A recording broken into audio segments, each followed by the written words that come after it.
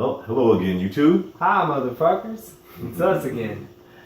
You know us pretty damn well by now, I would hope so. I'm Rob. I'm Dylan. The Two Random Dudes Show. Two Random Dudes Show. Where we talk about two random things. Two random things. Something going on in the world and something going on with us personally. Let's just go ahead and hop right into it. Might as well. Yes, we do. Now, there's a lot of shit that's happening right now involving the big R word. Rabbits. No. Rabbits. It's not rabbits. Damn, I was close though, right? Does that an A? Yeah, okay, it does have an Right? A. Okay, run away. We're gonna do some Scrabble shit here. Oh, racism. Racism. That's the one.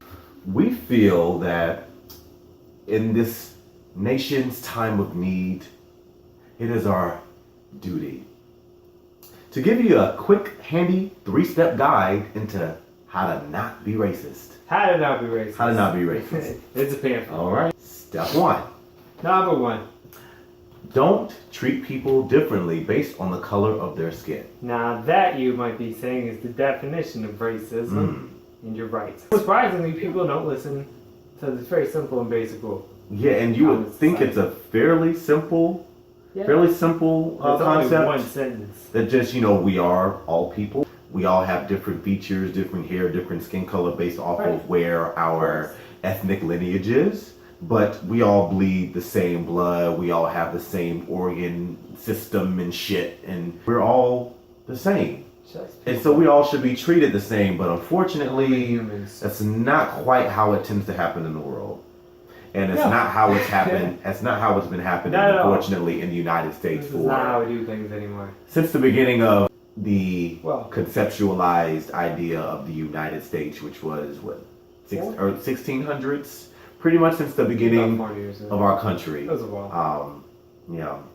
That's all you have to do is just treat people the same and not give a damn what they look like on the outside, because it's kind of fucked up. And it makes you look like a really shitty person. It's just ignorance. Sheer ignorance. Especially in this time and age when people should really know better. Step 2. So, acknowledge that racism actually exists. I don't know what's worse.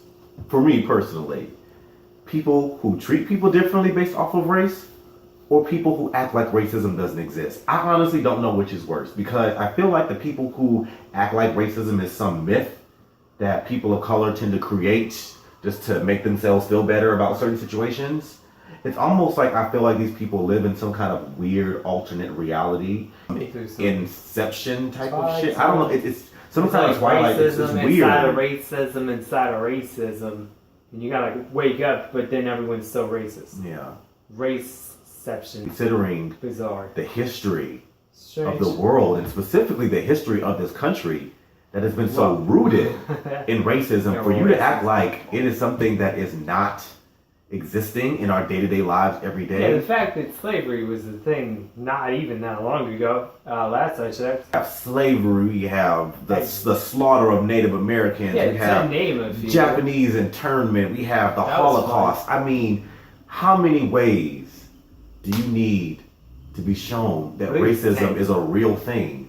And we have been dealing with racism within the human race for God knows how long. And racism, unfortunately, influences a lot of people's decisions and how they behave on a day-to-day basis. So if you're one of those people out there who thinks that when someone says, hey, I'm a victim of racism, if you are a person who thinks that, they don't know what they're talking about, they need to just get over it. You know what? Fuck you. Because you're an idiot. And you're ignorant. And you're more than likely uneducated, and you probably have some missing teeth, or I don't know, or maybe you're just Donald Trump. You get me. 3. Number 3. That's the one. He's dyslexic, but with numbers, so forgive him. When you see racism occurring, speak out. Say something, man. Now, this step might be the hardest. Voice boxes. This step might be the hardest for a lot of people to grasp, because some people feel as though, well, if it doesn't directly concern me, or if it doesn't directly tied to my experience, then it's not my place or it's not my business to say anything. I don't want to get called out by my other friends of the same race as that. And that becomes highly problematic. Nah, son. And I'll give you I'll give you an example. Let's say I'm walking down the street and I see a woman being attacked. Okay. So there's a woman down Some guy is maybe trying to grab her purse or assorted things. Yeah, or trying to punch. I don't know. I see a woman being attacked in front of me. The boobs. And I stand there, watch it, with your turn and walk away, and do nothing. Guilty by association. I have chosen by my actions to not do anything at all. I chose not to call the police. I chose not to intervene. I chose to do nothing. I chose to say nothing. By my actions, I have chosen to choose to pick sides with the person who is attacking her. I'm allowing it to happen by doing nothing. I'm all for attackers. People who attack women and rape women and beat women. That's a great idea. I think we should keep that up. That's what he's saying by not taking action. Not even saying, it's not even getting in there and like throwing a fist or anything. Like you're not saying stop. You're not calling the police. You're not trying to take any form of action. You're just standing back and you're like, that's not my problem.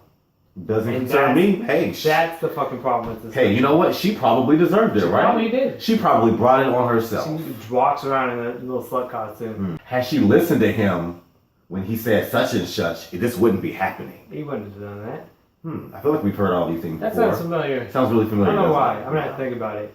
But something about that. I wonder where that comes from. It's kind of the same concept with racism. Somewhat. Especially people who say, I have black friends, I have Hispanic friends, I have Muslim friends. When you see your friends going through a situation when they are in pain because they are victims of racism, and you sit back and you say nothing. Look at this, fuck the riots over here. Like people riot and protest for a reason. Mad. Because no one's listening to like these cries asking for help. No one's listening for just support from fellow human beings to like realize that this has been going on. And it's not just starting, like we're just starting to see it because like we have cameras now on our phones and shit and we have news feeds and social media.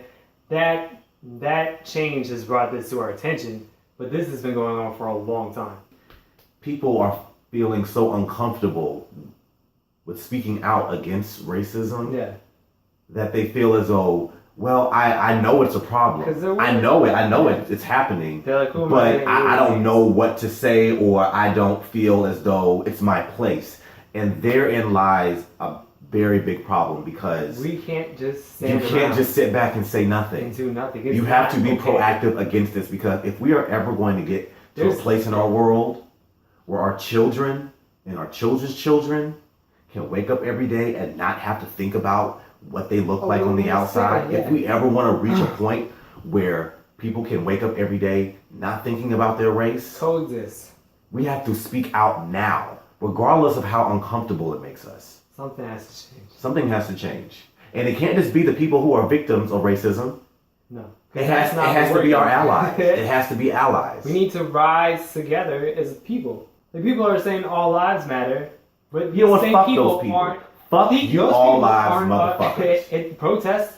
They don't go out to fuck protest. You. No, I gotta say, like seriously, fuck you, all lives, motherfuckers. Blue lives matter. If I see a row of houses, green lives matter. If I see a row of houses and the one in the middle is on fire, yes, we know that all of those houses are important. We get it.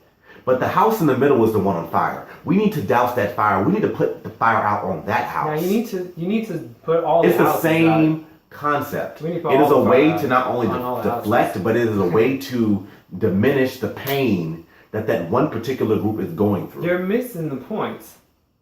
You know? Nobody is saying that all lives don't matter. It matters, but the purpose of the movement is that this is like the class that's being oppressed right now. This is the people who need help. These are the people who need the most desperate attention. I hope you guys can understand. It really revolves around education, and it really involves people really being open. People being open to learning about what's happening. I'm seeing more. And I feel like sometimes people are so closed off in their own way of thinking about it that they refuse. Even it could be someone very close to them that they refuse to accept is going through a different experience than them. Yeah. And it's very sad, but it's like people are literally screaming at the top of their lungs, we are tired of this. And for people to say, well, everybody's life, just fuck you guys. Just fuck you. Read a damn book. It's and choke on a bowl of dicks too. How about that? You gotta be blind and deaf and dumb to not see the pattern here. Well, now we have given you 3 easy steps on how not to be racist. 3 of them. I hope you were taking notes. 1, 2, 3 steps. It's Okay. that easy. Very you can easy, just take one of those and just do that for a while, and that'd be okay. Well, I think all three would be ideal. We would be the best. Yeah. On to our next topic. Yeah, next one. Scientology. Yeah, you may have heard of this if you exist ever. Now, we want to preface everything that we say about Scientologists by saying this. We live in the wonderful United States of America where people have religious freedom and they are entitled to practice whichever religion they choose to. I am not knocking, nor is my co-host here knocking no, not at all. Scientologists. They have the right to believe whatever they want to believe in. It is their right as citizens of the United States, and they have every right to practice their religion. Yeah, believe what you want to believe. No qualms here. Now, here's where the qualms come in. Qualms, multiple. Okay. Plural. Scientologists. Plural. If you all could maybe alter your recruiting practice to not seem so shady, I think maybe people would feel a little less apprehensive about sketch. It's very odd. It's really sketch. We live about 2 blocks from one of the Scientology centers. What you would call the epicenter. Yeah. For Scientology. We live very close to it. In fact, we can walk. You can't miss it. Right up our street, and we see the big blue building with Scientology spelled out across the top of the building. In so like 4 stories of space. Yeah, sure. And this is their recruiting tactic. It's never just, hey, we are Scientologists, we want to share our word with you. It's no, here's a flyer. Would you like a free personality test today? And you're like, hey. I want to learn more. Personality. I want to learn more about myself too. Yeah, test it out for sure. And they're like, well, you know what? Just come on over here with us. Where are we going? Come over here to our building. We have a dungeon. It's called a Scientology dungeon. And we're going to want you to come down here real quick. They don't say dungeon, but it is. Why do I need to go somewhere with you? Yeah, well, that's when they strap you down to the electric chair and start partying with audit beams, I think. Is that what happens? And then they, I could be wrong. Then you flip over that card and you see it says Scientology.com. And then you're like, woo! Yeah. Dodge that bullet. Yeah, bullet dodge. Yeah. But, we would just appreciate just slightly less sketchy recruiting tactics. Just be open and honest and say, hey, we're signed. Yeah. You can't miss their costumes. They got these like little vests, the black vests. They almost look like they work in like a hotel. It is. It's like concierge or something, like some kind of thing. You're like a bellhop almost. The other big issue with Scientologists is I've never seen a religious faith where people are separated based on class. And I say this because, see, the Scientology center that's near us is for regular people. Right. But yet there is another Scientology center a little bit further up in Hollywood that is specifically for celebrities. That is very odd to me because I always assumed that the overall arching ideology behind any religion is to bring people together. Bringing people together no matter your ethnic background, no matter your tax bracket, everyone can come together. I'm a Scientologist. No, because if you're a celebrity or I'm assuming you're someone who's worth a lot of money, you worship in another building that's separate to everyday people. They don't have a donation bucket. They have that square card that you slide your credit card through. Oh. Mm-hmm. But it's a little strange to me because I don't understand the mindset behind that. It just seems like, why would you divide people within the religion? It just seems a little strange. Cool. Sorry, I had to think of mine. So, and it's on L. Ron Hubbard Street, the one over here, if you actually walk by it. So you can't miss it doesn't, and they don't look like churches. They look like giant hospitals. Like, it's bizarre. It's just very bizarre. Most religions, if you may not even be a member of that faith, but you may say, hey, I would like to go to one of your services. I want to see how you all worship. And you will be welcomed in to their sanctuary. Not here, though. No, that's not how Scientology works. You can't just walk into a Scientology building and say, I want to see... Kind of like the Forbidden City. Yeah, it's just all these red flags with Scientology. In fact, I think that's the actual official flag of Scientology. Oh, the red flag? Big red flag, yeah. Oh. With the middle finger. Well. And a spaceship. It's just odd. That's all. I can't wait for another popular author to start a religion. I'm going to join that one. Oh, yeah. That's Stephen right. Kingism. I bet a lot of people would join that. Stephanie Meyer's Club. Let's go. Watch some Twilight movies. Ooh, Jacob can be Jesus. No, Jacob could be Judas. And then Robin Pattinson Who are these could people? be Jesus. You didn't watch Twilight? I didn't watch this. I had to watch Twilight because I had a girlfriend. Do I look like I watched Twilight? Do I really look like I watched that shit? I had to watch Twilight. I had a girlfriend. Okay.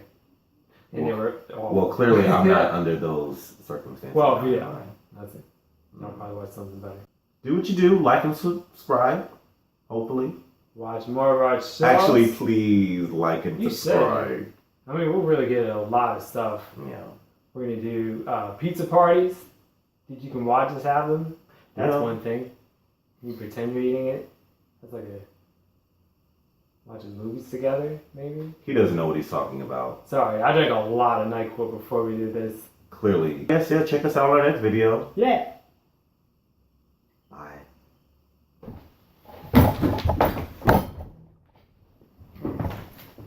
Peace.